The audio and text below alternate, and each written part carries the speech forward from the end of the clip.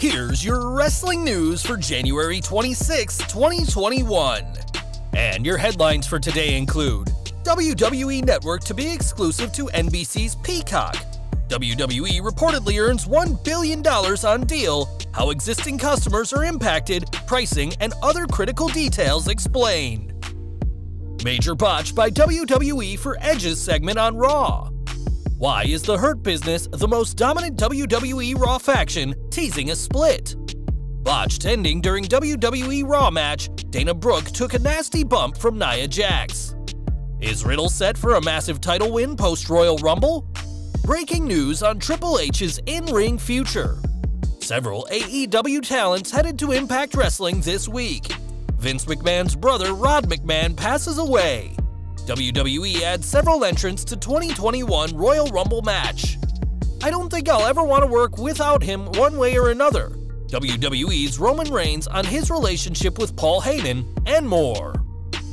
We're kicking off today with some truly huge news as the WWE Network is set to undergo massive changes in the United States. Yesterday, WWE and NBC Universal announced that the streaming service will be integrated into the latter's own streaming service, Peacock, which will start this March. This new version of the WWE Network will launch on March 18th in time for the Fastlane pay-per-view, whilst the current WWE Network app will be shut down as part of what's being reported as a 5-year billion-dollar deal, coincidentally the same time limit and price Fox paid to get SmackDown. Though this sounds daunting, it's actually good news for both sides, as WWE has struggled to get more people to sign up for the network and ended their third quarter of 2020 with 1.549 million subscriptions.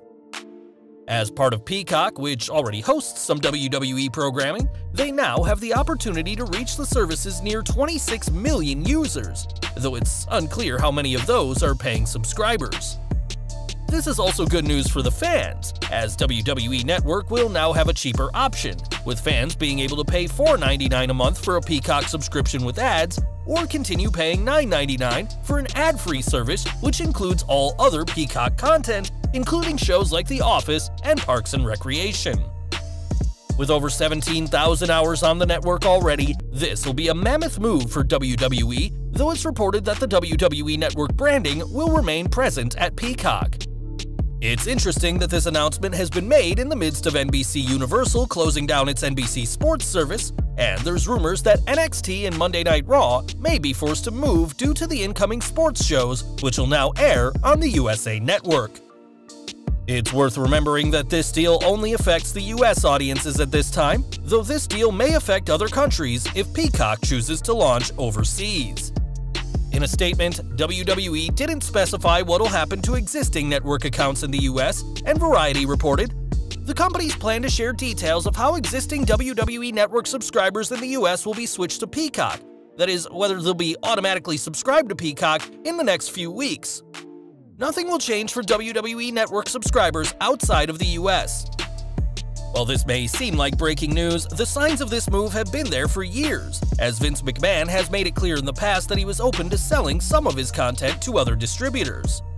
This was part of the reason behind WWE firing their co-presidents George Barrios and Michelle Wilson last year, as the two were wholly against taking apart the network. With Barrios and Wilson gone, this is the first deal for new WWE President Nick Khan, and it's a huge deal for him to start his tenure with the company. Speaking to Variety, Khan was optimistic about the deal, saying the company feels great about the financials in this joint venture, adding, "To have WrestleMania in particular, which is our Super Bowl, available for no extra cost on Peacock is quite different from other models you're seeing." In January, it was rumored that WWE had plans to sell the network, or at the very least its major pay-per-views, to ESPN, but thanks to the ongoing global situation, that rumored deal never took place. 2020 was WWE's most profitable year, as they didn't have to pay to tour the world, and now the company is set to make even more money from this new deal. 7 years since the launch of the WWE Network, this is unquestionably the biggest change in the streaming service, and we'll have to wait and see how the US audience is affected by this huge deal. Given that McMahon has been open to selling content for years, the chairman is no doubt pleased with this deal, but not everyone is too thrilled within WWE. According to Fightful, talent didn't hear about this until the news broke to the public, with some superstars believing that this will mean even more eyes on WWE. That being said, one anonymous superstar who was described as a, quote, top name in the company had a more pessimistic attitude, but said they didn't care as long as it didn't change their pay. With WWE set to rake in money as part of the purchase, it's entirely possible that superstars' pay could go up in coming years, but with the details of this deal between the company and NBC Universal still coming out, it may be a while before we know everything that's planned. One group that definitely isn't happy is ESPN, who've reportedly decided to stop airing all WWE content. When the Peacock deal was discussed during Wrestling Observer Live, it was noted that ESPN and their parent company Disney were greatly interested in buying WWE earlier this year, and apparently found out 3 weeks ago that they weren't getting the WWE Network deal. According to Dave Meltzer, ESPN has, quote, pretty much shut down any WWE coverage, and now there's no plans for WWE content to air on their programming. ESPN started a WWE sub-site in 2016 and began airing classic WWE content last year, and often covers significant stories for the company. Now, all of that will end thanks to WWE's deal with NBC Universal in what will be another big shift for WWE thanks to their network deal with Peacock. Over to Raw now, and Edge made his return this week in a backstage promo, informing the fans that he'll be in the Men's Royal Rumble match. Though 2020 was a difficult year for us all, every wrestling fan can agree that Edge's return at last year's Royal Rumble was a highlight of 2020 before everything shut down. It's with that in mind that we're confused why WWE decided to tell fans ahead of the show, rather than leaving it as a surprise and another feel-good moment for the Rated R superstar. It's also been revealed on WWE Backstage we'll learn who the number 1 and 2 entrants in the Women's Royal Rumble and the number 30 entrant in the Men's Royal Rumble will be. Edge's return and promo this week were both great, but his announcement wasn't, and we're wondering why WWE is deliberately giving away spots for one of WWE's most exciting nights of the year.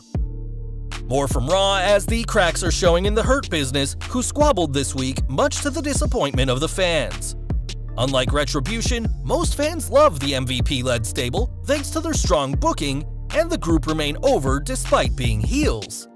Now though, it looks like the Business's days may be numbered as there is dissent in the ranks. On this week's show, Riddle ran the gauntlet, which wasn't bad at all, but it happened at the expense of the Hurt Business. It's possible that WWE wants Cedric Alexander to go solo as a babyface, and while that may be fine, it's worth remembering that he only started looking like a megastar when he joined the faction. Though The Rock may have become a megastar after splitting from the Nation of Domination, Cedric Alexander is no Dwayne Johnson, and we're hoping the stable can stick together. This week's Raw also saw a 6-woman tag match that didn't go according to plan. During the match between Charlotte Flair, Mandy Rose, and Dana Brooke facing Nia Jax, Lacey Evans, and Shayna Baszler, the Queen of Spades was meant to get back in the ring, and apparently missed her cue and didn't get in on time.